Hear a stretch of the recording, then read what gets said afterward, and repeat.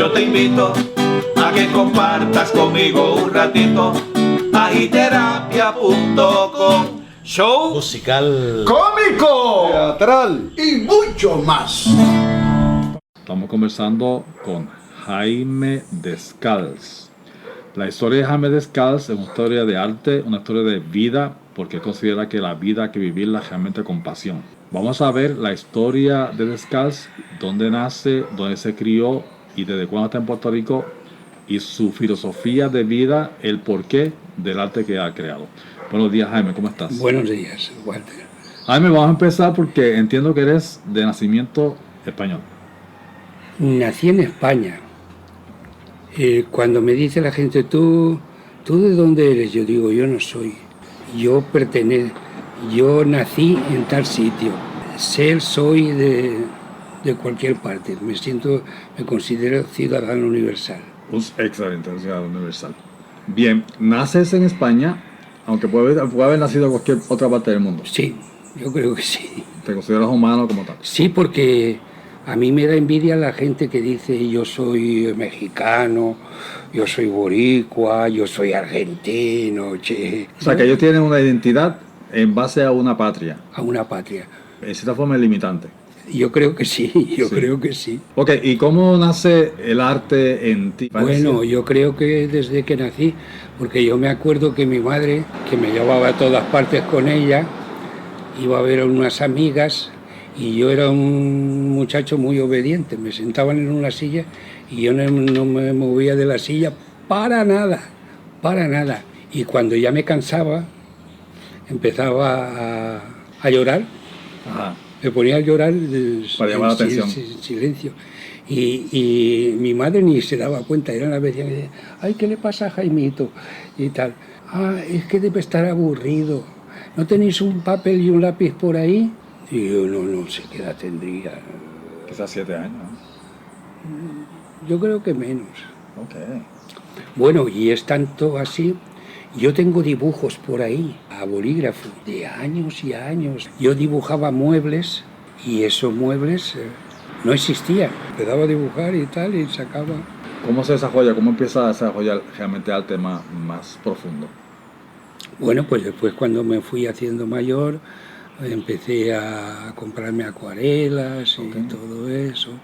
Empecé a pintar. ¿Tiene un familiar, alguien en la casa o un vecino? No, nadie. O sea, que fue algo innato. Fue innato en mí. ¿En qué año naciste? En 1943, 70 y pico de años. ¿Y cómo estaba la situación política en España cuando naciste? Eso está bien interesante. Ajá, ahora tenemos tiempo aquí. Sí, porque yo soy un rebelde nato. ¿Un rebelde? Un rebelde nato. Nato. Sí. Okay. Me viene en la sangre, yo creo, y tal. Y empecé a trabajar en una fábrica de cuerdas. Y el primer sitio donde empecé a sacar mi mal genio y tal fue en ese sitio, porque era un sitio que fabricaban sogas de barco. Okay. Y hacían las fibras y todo eso. Y iba en una distancia como de aquí al final de la calle. Yo me di cuenta, yo tenía 11 años cuando empecé a trabajar. Tenía que dar vueltas a una rueca de madera grande que ponía unos... Bueno, yo lo tengo por ahí diseñado, el aparato, pero quise hacer un proyecto y lo dejé. Los oficiales no tenían respeto por los jóvenes.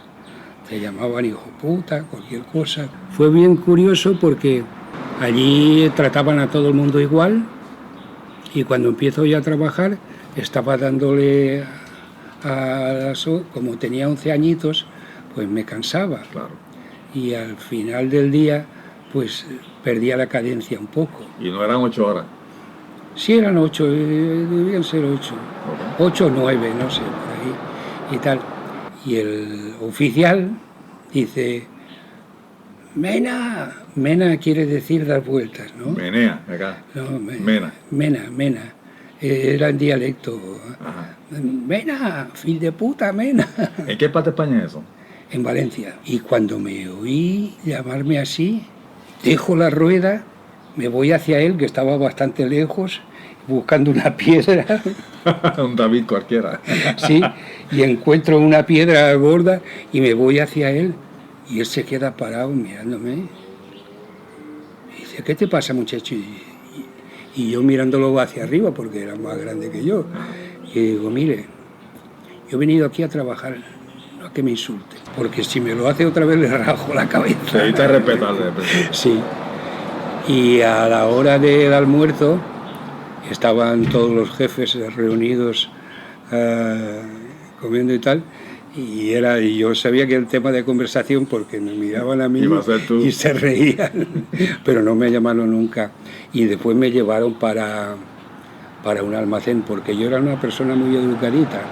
Vivía en un barrio, pero mis padres me educaron bien y tal. Yo daba los buenos días, buenas tardes. ¿Te acuerdas el nombre del barrio? Era cerca del cementerio del pueblo. ¿Valencia Central? Okay. Sí, Valencia Central, sí.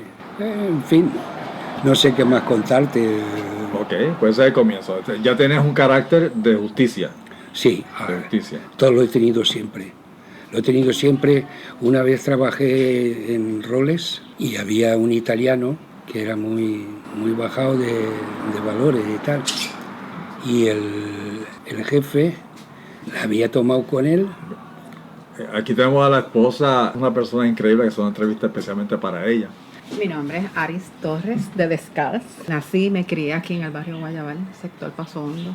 También es chef. Bueno, con eso comenzamos. Nosotros tuvimos un restaurante, mi esposo y yo, hace algunos años. Vamos a ponerlo en el contexto de la historia. Ajá. ¿Cómo tú llegaste a la vida de él? Pero estamos todavía en Valencia, en el barrio de Valencia. ¿En qué calle es? La calle José Ballester. Joder, estamos en la calle José Ballester todavía, cerca de 1953 por ahí, más o menos. Sí, pues 11 años estaba trabajando. Sí. Vente en el viaje con nosotros, estamos en España. ¿Tienes pasaporte? Fíjate, yo no conocí a Jaime en España, yo conocí a Jaime en Suiza. Sí, cuando yo fui a Ginebra, por primera vez, me gustó el sitio. Dije, algún día me gustaría poder vivir aquí un tiempo, porque en ese tiempo yo fui a través de mi hermana, que trabajaba con Merrill Lynch y trabajaba en Zurich.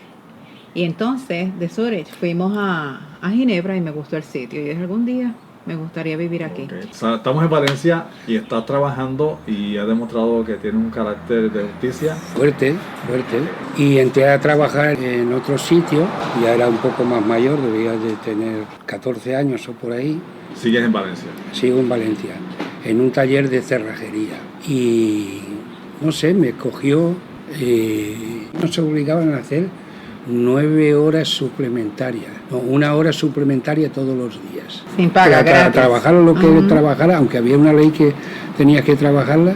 Y un día estoy a las 9 que parábamos un cuarto de hora y yo reflexionando, digo yo, pero vamos a ver, no hay una ley que según las horas que hagas va aumentando el horario, El salario. el estipendio y tal.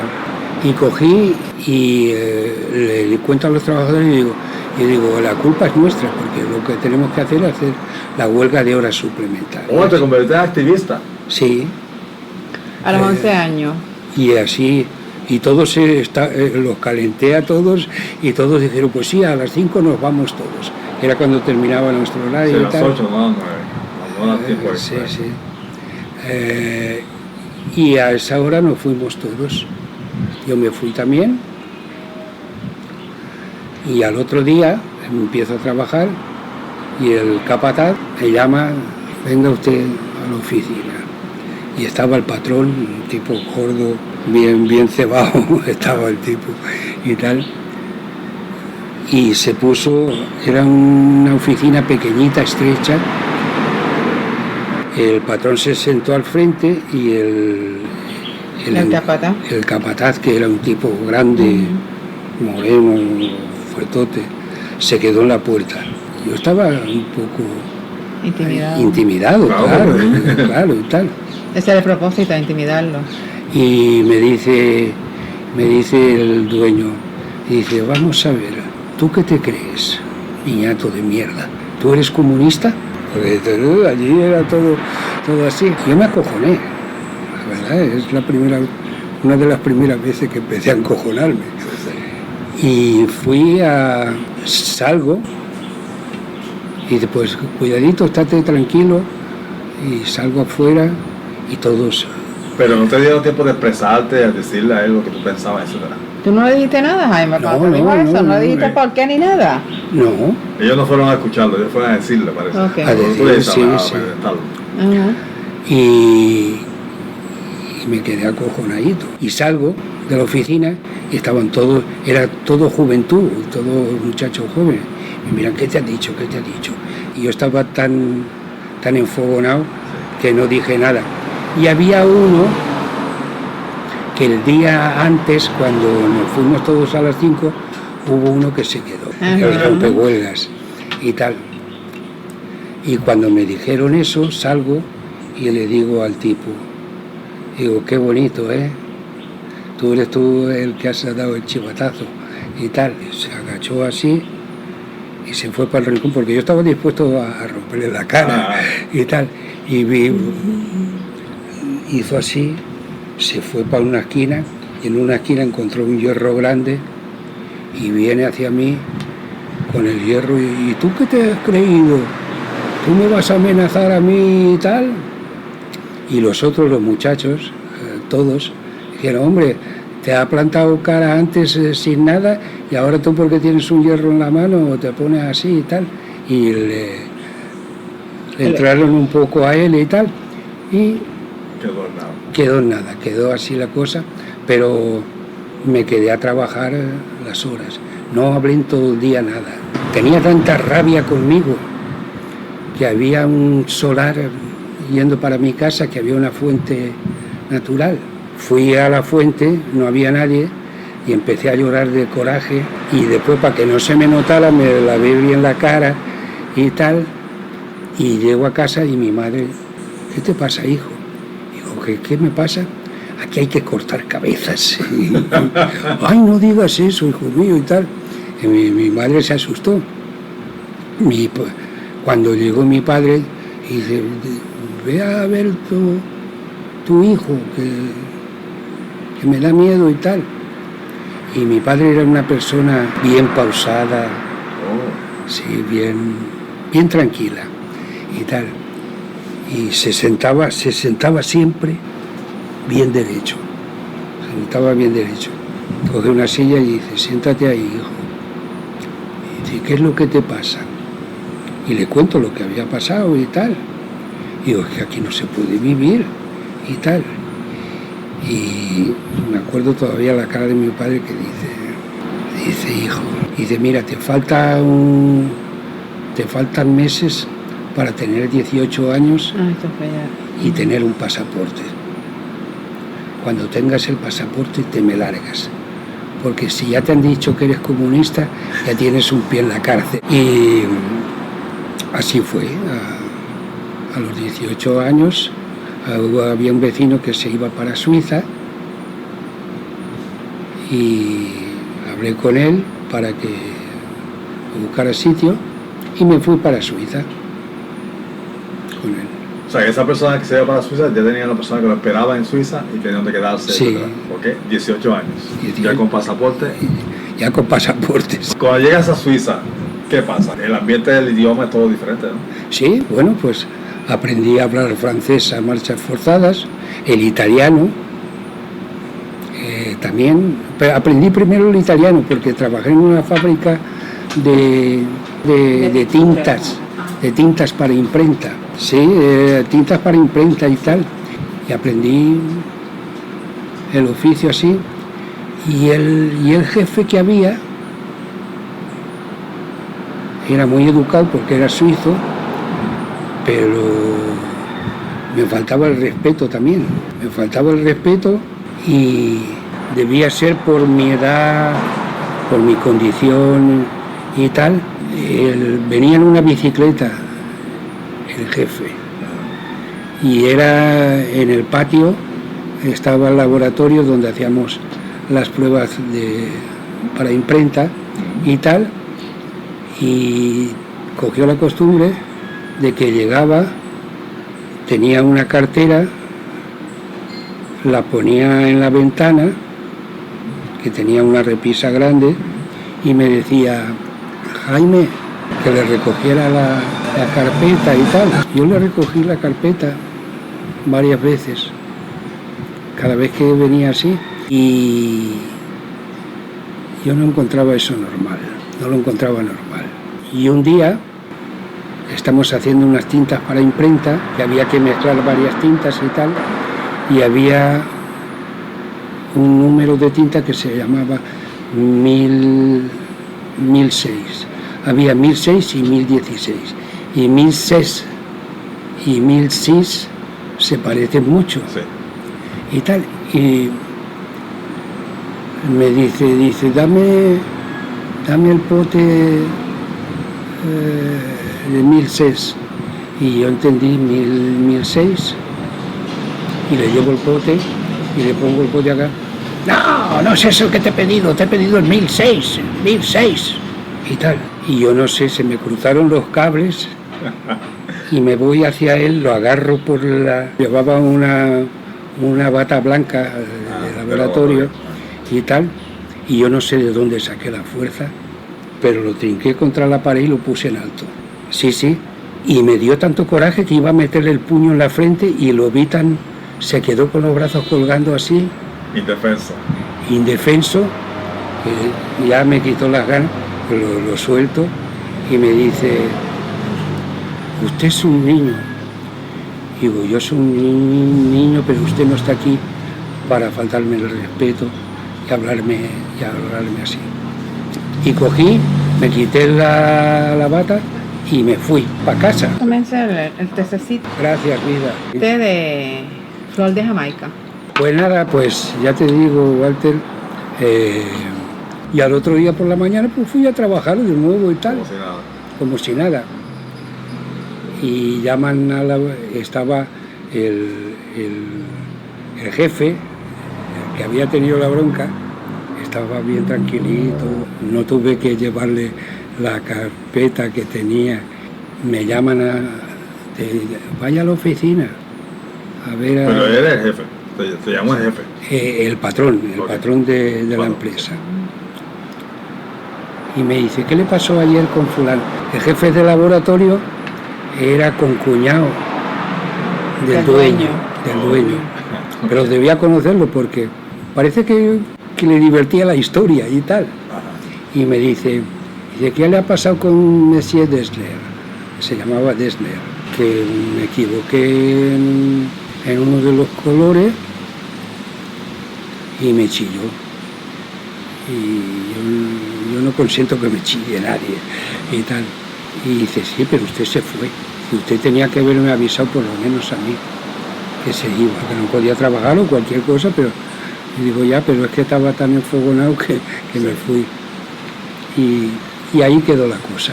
Seguí trabajando, sí.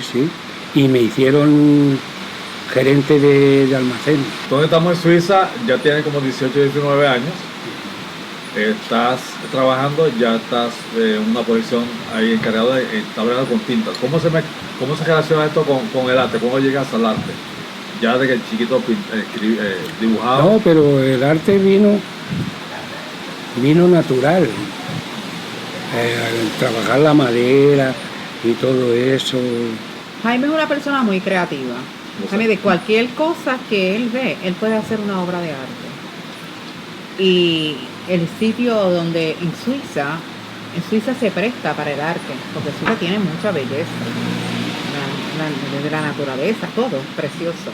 Y yo creo que también la ausencia te hace, por lo menos eso, te quita parte de nostalgia y todo eso, porque te la ausencia del hogar y la... Sí, a esa edad era muy joven, ¿sabes?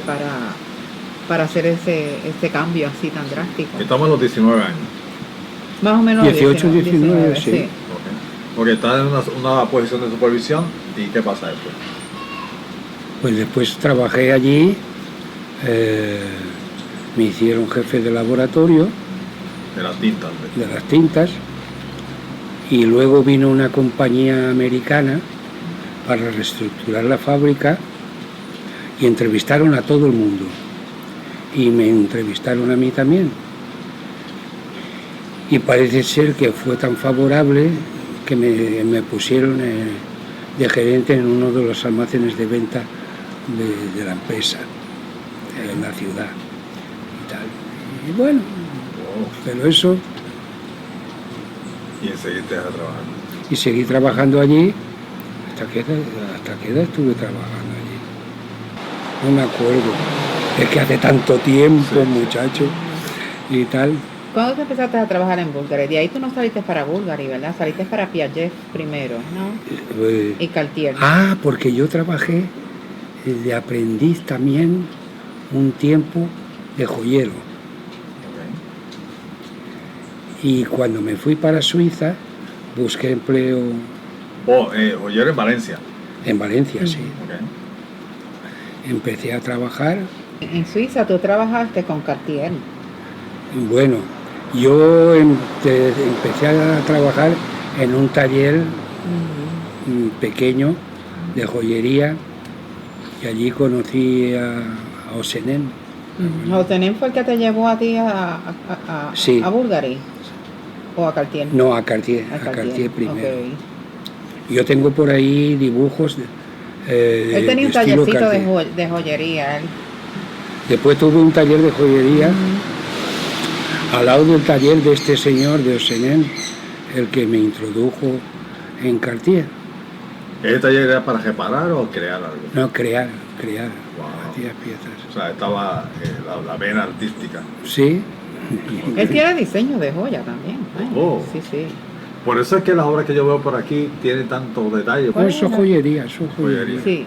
Sí, porque cuando usted vaya a agiterapia.com va a ver bajo la sección de libros, hay una parte de arte donde va a tener todas las fotografías y las comparaciones que estamos haciendo aquí con don Jaime Descalz, estupendas, fuera de lo común completamente. Tiene unas que son en miniatura. Sí, por eso, porque como trabajaba en la joyería, Exacto. pues la misma herramienta que usaba para grabar. Ese es el secreto. Van a ver ahorita, tengo una cámara especial para tomar las miniaturas, para que vea la alta calidad de los detalles que tiene El cada una de detalle. esas obras. Es algo increíble que usted no ve en ninguna parte del mundo. ¿Y sabe qué? Lo puede conseguir, lo puede adquirir para su oficina, su negocio, su hogar. Este tipo de obra de arte, comunicándose con Jaime Descalz. Aún seguimos en Suiza. Aún seguimos en Suiza. Bueno, pues de allí yo trabajaba para Cartier y cuando empiezo a trabajar yo trabajaba para Cartier por mediación de Osenen, de Osenen, de esta persona. Y una vez grabé una pieza en platino y diamantes y se la di.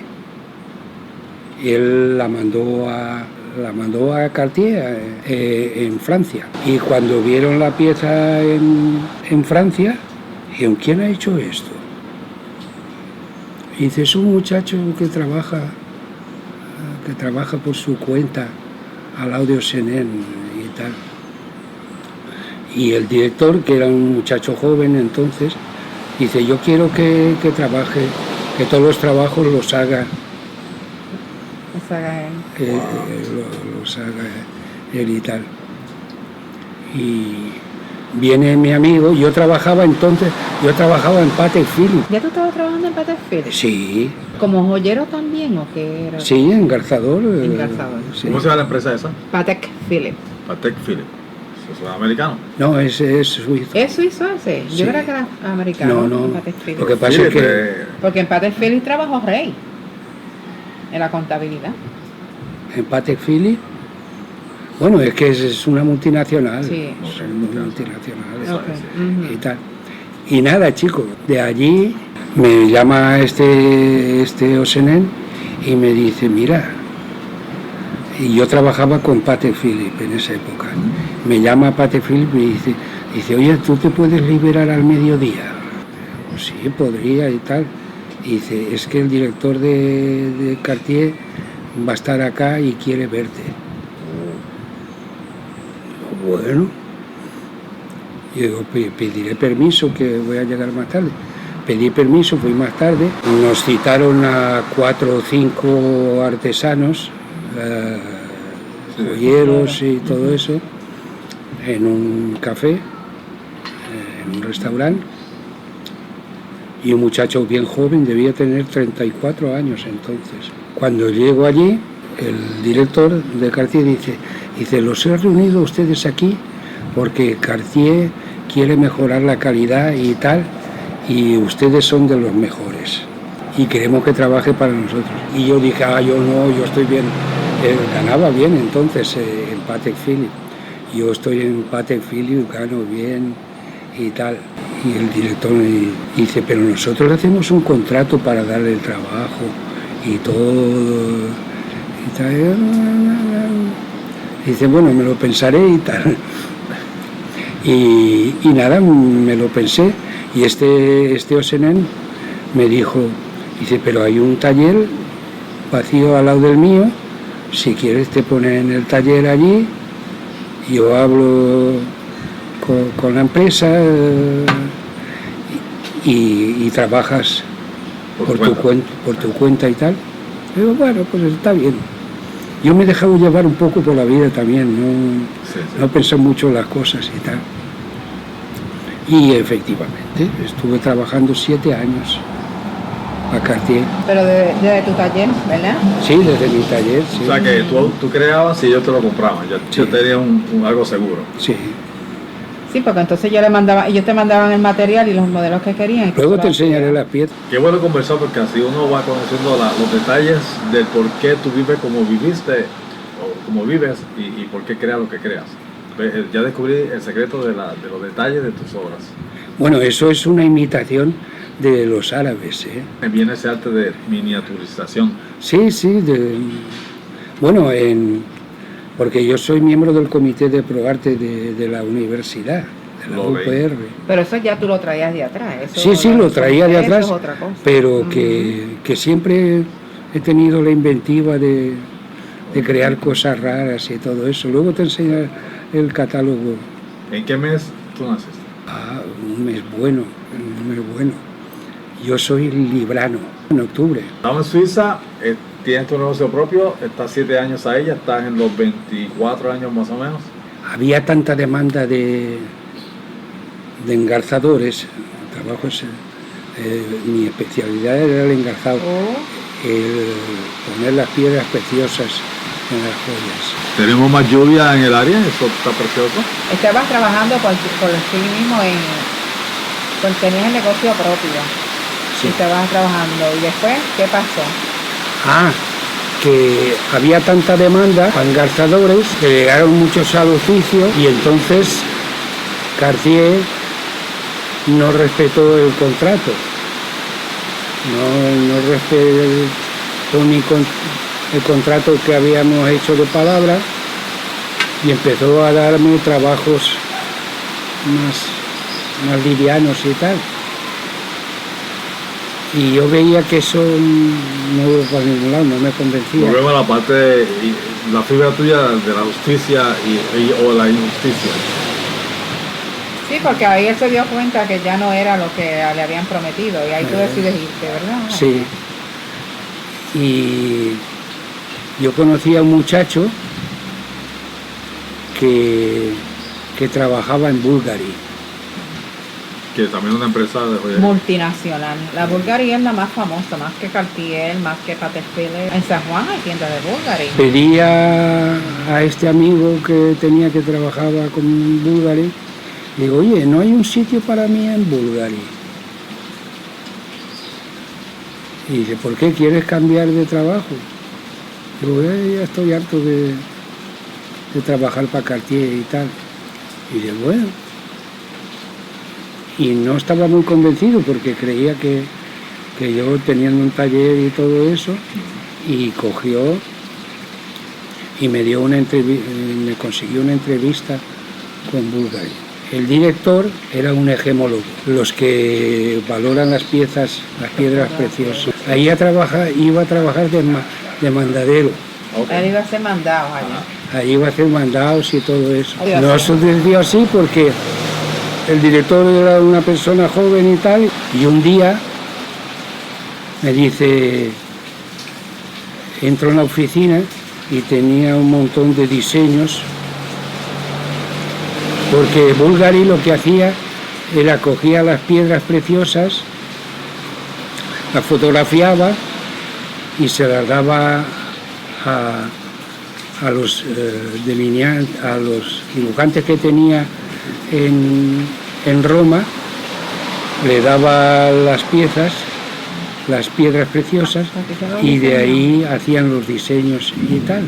El caso es que una de las veces que llego a la oficina del jefe, yo digo, porque eran lindas las piezas, y digo, están lindas estas piezas y tal. Y me dice, sí, ya ha visto esto, y me enseña un collar y me dice, fíjese qué collar más bonito. Y digo, si es bonito ese collar. Y digo, pero como yo había trabajado las piezas, digo, pero eso no se puede trabajar así, no va a tener la misma forma y tal. ¿Tú le dices? Yo le dije. Y no me hizo caso. Un mes después viene con el diseño de la pieza y la pieza. Y me dice, ¿cómo sabía usted que no iba a salir? Y digo, porque esas piedras tienen mucha culata detrás y va a impedir a los diamantes que están por los lados, va a interferir y van a tener que interpretarlo y tal. Y me dice, ¿y cómo sabe usted eso? Digo, porque yo soy engarzador y tal. Por hacerte la historia corta, me hicieron responsable de calidad de Bulgari, del departamento internacional. En Bulgari, pues había unos diseñadores que diseñaban las joyas. Y un día entro en la oficina del director y tenía un montón de fotos de piezas de arte, porque estaban hechas en acuarela y los bosquejos, no eran las piezas. Y después eso lo llevaban a los joyeros para que hicieran la pieza tal y como venía. Y yo le dije al director, yo digo, porque me enseñó un collar bien lindo, que lo tengo fotografiado. Y digo, eso no va a quedar igual. Y digo, ¿y por qué? Y digo, porque los diamantes que están al lado no van a dejar, los zafiros van a interceptar y se va a cargar las piedras. Y así lo hicieron. Duhem, que era la fábrica porque había una fábrica en Bulgari, tenía una fábrica en Nueva York, en París y otra en Italia. ¿Y ese nombre de Bulgari viene de dónde viene? De un búlgaro. Era el primer dueño de Bulgari, empezó a trabajar con un puestecito que tenía todo allí en Roma. Él era de condición de Bulgaria y tal. Y de ahí pues compró en Via Condotti, compró un local en Via Condotti, ya no era un carrito, porque primero tenía un carrito, después compró un local, que es donde están ahora. Bueno, tienen varios edificios ya para ellos y tal. Cuando me enseñó la pieza, le expliqué que no podía ser y tal, y me preguntó por qué yo sabía eso, y yo digo, porque yo soy engarzador y tal. Total, y a los 3 días me llama el director, porque estaba a prueba todavía,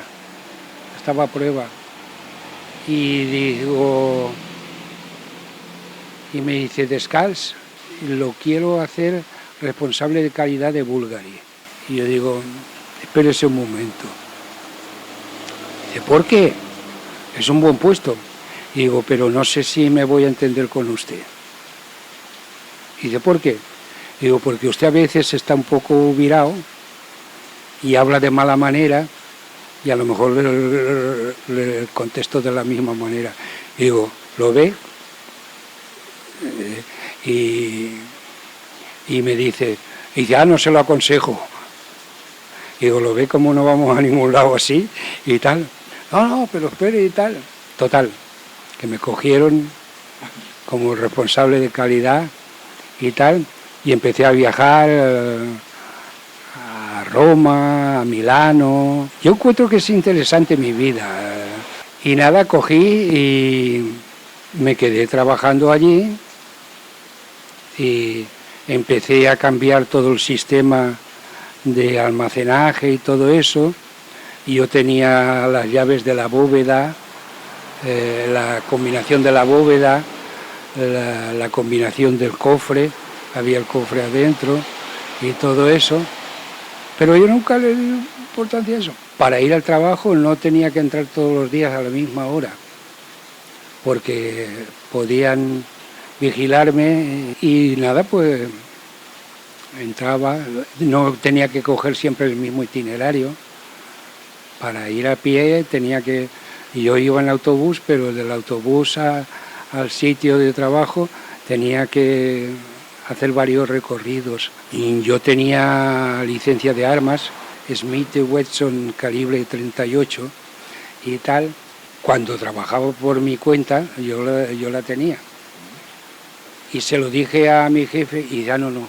Dice, tenemos un seguro bien grande, si lo asaltan usted no haga nada, su vida es lo primero que hay que salvar y eso los seguros pagan después, todo eso y tal. Me quedé allí, los únicos que trabajaban bien como a mí me gustaba era la fábrica de París. La de Italia era una porquería. Traen unas piezas de Italia, porque yo las tenía que ver todas, verificarlas todas. Y yo tenía un sistema para ver si el engarzado era bueno, llevaba una corbata de seda y hacía así, por la joya, la pasaba por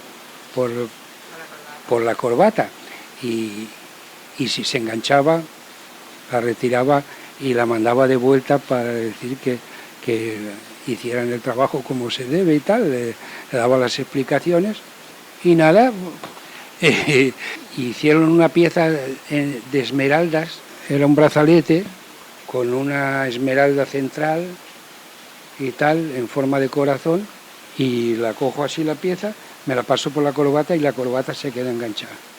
Y la mano, le digo al director que hay que mandarla de vuelta para que la repasen y tal. A la semana viene Paolo Bulgari, el director, el jefe, el dueño, uno de los dueños, Pablo Bulgari. Me llama a la oficina, Descalç, venga, porque era bien altanero y tal. Y coge la pieza, me la enseña y tal. Y dice, ¿qué le reprocha usted a esta pieza? Digo, que está mal engarzada. Dice, ¿cómo que está mal engarzada? Porque era la fábrica que había en Roma, era una fábrica medio familiar, estaba gente envuelta y tal, había amistad y tal, y claro, que yo rechazara una pieza y tal, y me dice, yo digo muy sencillo, pásesela por la corbata.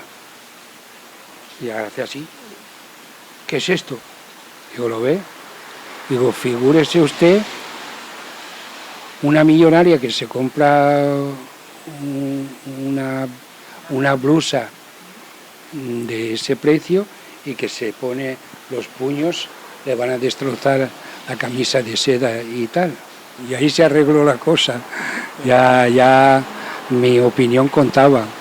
Cuando había algo que no funcionaba y tal, me mandaban a Roma o a Milano a arreglar el asunto. En Bulgari estuve como 15 años.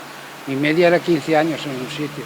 luego me cansaba y me iba. Así, yo llevaba guardaespaldas, 2 tipos que me pasaban 6 pulgadas cada vez que iba y tal, que los traía locos, porque yo no les hacía mucho caso, no, ten cuidado y tal. Me cansé. Era curioso porque a mí me daba mucha risa. Yo nunca me lo tomé en serio, no me di importancia, no me daba importancia a eso. Porque yo me acuerdo que cuando iba a Montecarlo me organizaban todo el viaje, el taxista que tenía que buscarme en el aeropuerto. Yo estuve una vez 3 días en el Rally de Montecarlo, en el hotel El Hermitage. Un hotel, tenía una cúpula de cristales. Yo estaba en los mejores hoteles del mundo. Yo estaba en el Dorchester de Inglaterra. La cosa curiosa es cuando en Montecarlo, que estuve 3 días corridos, pues yo soy el de siempre.